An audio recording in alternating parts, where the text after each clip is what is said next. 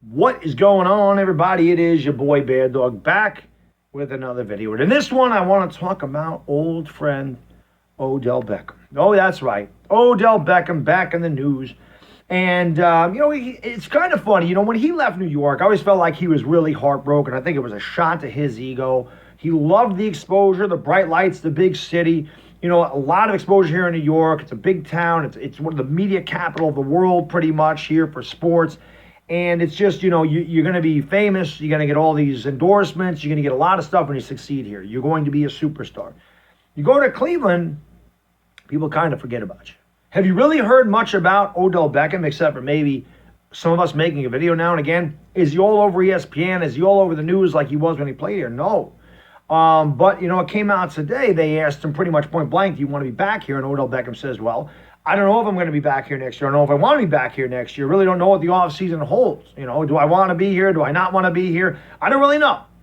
So kind of hinting that he wants out of Cleveland. And like I said, in my opinion, he never wanted to be there. He did say the New York sent him there to die. Obviously, he never wanted to be a Cleveland Brown. And when you go from New York to Cleveland, and you're a type of guy like Odell Beckham is, who I always felt wanted the exposure, I think it hurt his ego a lot. Now, this is the type of thing that always aggravated me about Odell Beckham. I never, ever questioned Odell Beckham's effort on the field. I never questioned his desire to win. I never questioned his, intestinal fortitude or whatever. I've never questioned any of that. I questioned his antics off the field. I questioned some of his decision-making, like field goal net, the thing with Josh Gordon. Sometimes I feel like he gets too emotional about things and he doesn't know when to curtail it, when to just walk away. But it's comments like he said there in Cleveland that always aggravated me. He didn't necessarily come right out and mention the guy by name, but he always threw those subtle jabs at the franchise or the quarterback and Eli Manning or this or that. He always just kind of subtly jabbed. And you knew who he was talking about, but he never just came out and said it. So remember when he went to Cleveland, he talked about how great Baker Mayfield's arm is. Well, Odell Beckham's in the midst of his worst season of his career. He's went 6 straight games without having 100 yards. He only has 2 touchdowns. Daniel Jones has as many rushing touchdowns as Odell Beckham has touchdowns. Isn't that ridiculous? Daniel Jones has as many touchdowns rushing as Odell Beckham has receiving this year. So Odell Beckham, I don't know if it's the fact that he went there and he's not performing at a high level and he's not getting his numbers. I don't know if that he thought he was going to be, that Cleveland Browns are going to be a lot better than the New York Giants. I thought the Cleveland Browns are going to be really good this year. I never thought they'd be 5-7 at this juncture. I had them winning the AFC North. I bought into the hype like a lot of people did. I was obviously very wrong about that. I picked Baker Mayfield to win the MVP. Hell, I bet on it at 35-1. Baker Mayfield had a terrible year. Cleveland's had a terrible year, and all that talent's kind of going to waste. And again, I think that goes back to coaching. I think Freddie Kitchens is the wrong guy for that job. It's a very volatile locker room. A lot of big personalities in that locker room. You don't bring in a rookie head coach to deal with those types of personalities, in my opinion. I think they needed a veteran head coach to handle that and to get that going.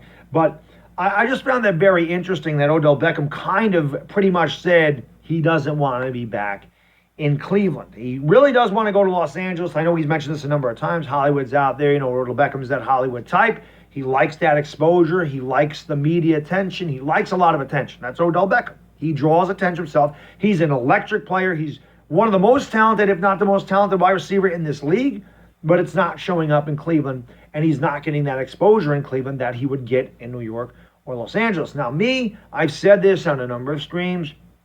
I don't know if I've said it in a video. I just have a feeling he'll be back here. I don't know when.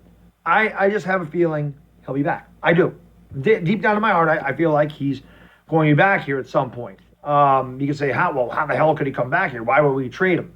Well, they got a 1st and a 3rd round pick for him, and at this juncture, his value is much lower than it was with the Giants, so you never know. Dave Gettleman's a freaking wild man. You don't know what the hell is going to happen.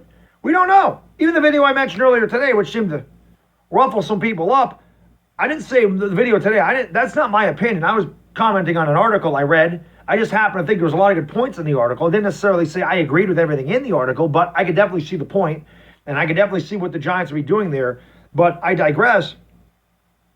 Dave Gettleman's crazy. Dave Gettleman could take Joe Burrow. That was the thing about my video, and I don't want to get too far into that, but my point is, when I mentioned the quarterback thing, because a lot of people are like, there's no way they're drafting a quarterback.